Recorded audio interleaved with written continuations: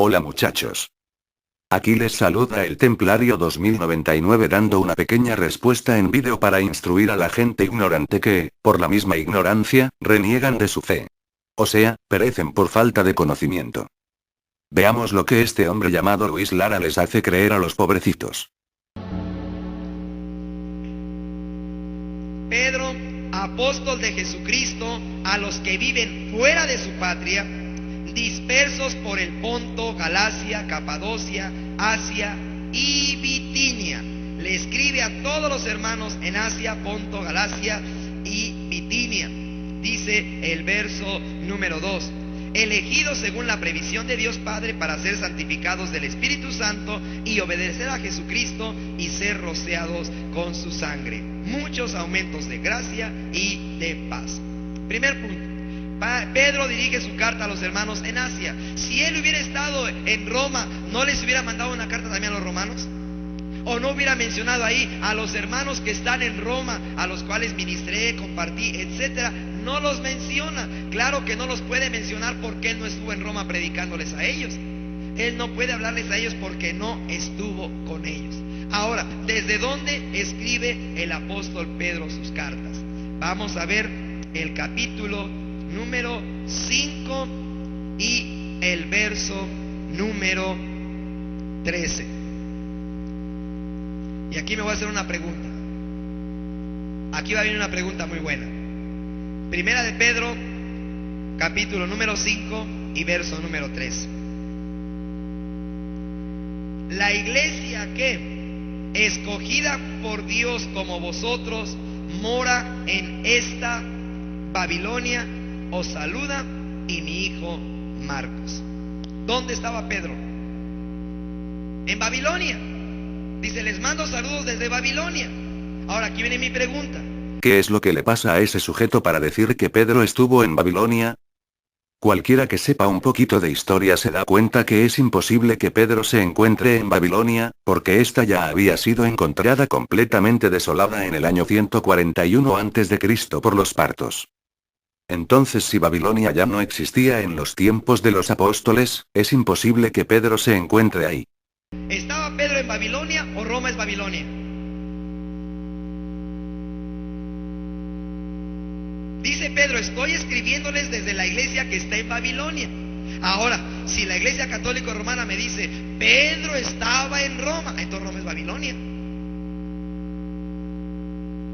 Entonces Roma tiene toda la enseñanza de Babilonia.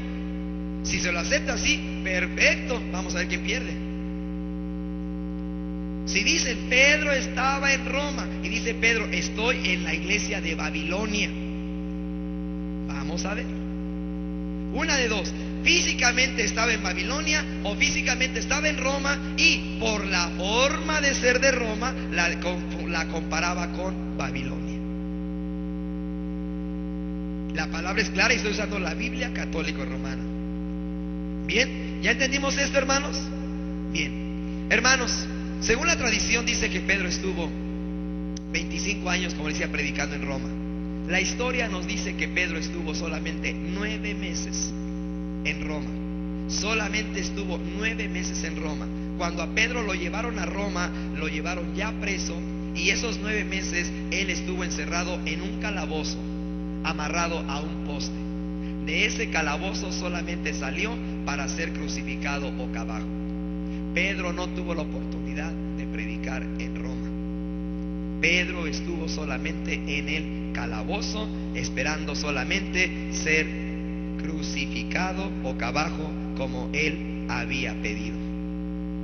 Ahora, si Roma dice, no, Pedro estuvo en Roma, quiero que me expliquen la primera carta de Pedro, capítulo 5 y el verso 13, donde dice que está en Babilonia. ¿Se estará refiriendo Pedro a que la conducta de los romanos era como Babilonia? ¿Que lo que se practicaba en Roma era como Babilonia? Ya sabemos que Babilonia, como ciudad, ya no existía desde casi 200 años antes que Pedro escriba su carta. Entonces cabe preguntarse, ¿a qué lugar se refería Pedro? Pues, en su tiempo Babilonia fue la capital en donde todas las culturas de la época interactuaron entre sí, al igual que en Roma. En Babilonia se dio lugar a las peores aberraciones de su tiempo, igual que en Roma. Recuerden que Babilonia ya estaba completamente desolada. Si me dicen que sí, ya perdieron. Y si me dicen que no, también perdieron porque no estuvo en Roma.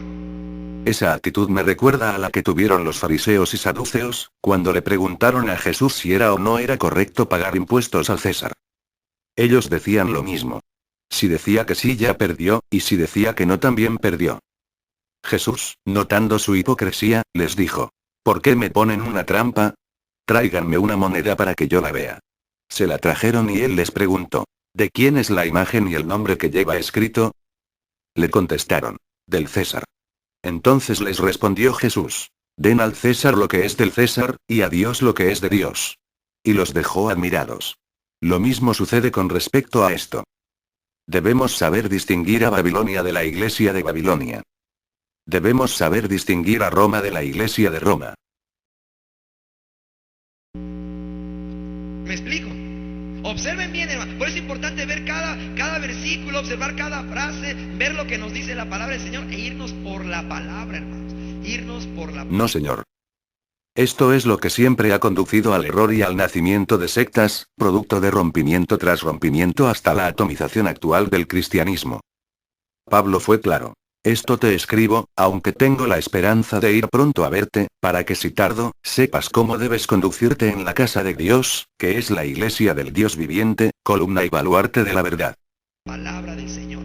Bien, ahora vamos a meditar, hermanos. Ya que vemos que Pedro no estuvo en Roma, quiero meditar en algunos papas. Vamos a entrar a la historia de algunos papas. Vamos a meditar. Pues dale. Espero.